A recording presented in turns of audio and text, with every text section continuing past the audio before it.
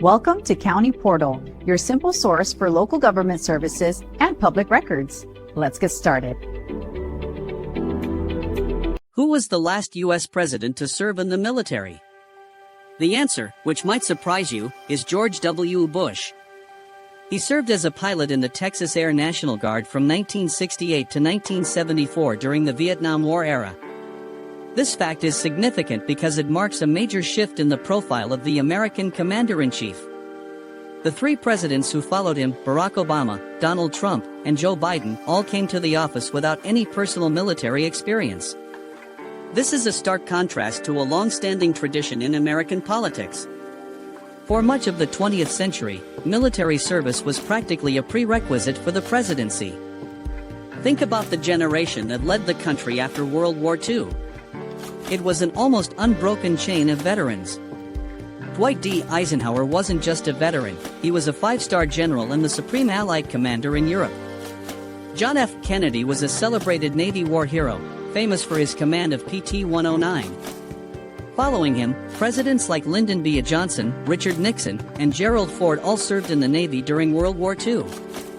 Jimmy Carter was a graduate of the Naval Academy and served on submarines.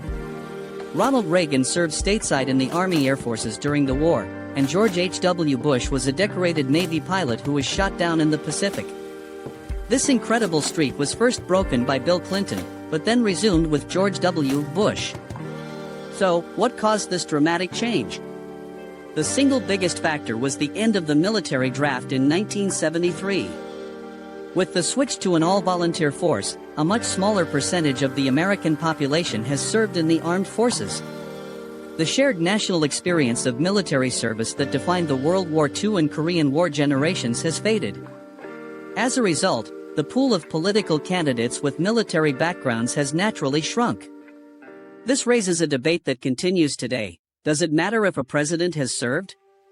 Some argue that as commander-in-chief, having first-hand military experience is essential to fully understand the consequences of sending troops into battle. They believe it provides a unique perspective on leadership, sacrifice, and foreign policy.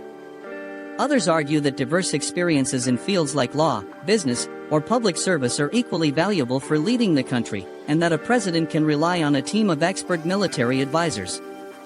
Regardless of where you stand on that debate, the fact remains that the era of the veteran president as the norm has passed, with George W. Bush currently standing as the last to have worn a uniform. Thanks so much for watching. If you found this topic interesting, please hit that like button and consider subscribing to the channel for more historical deep dives.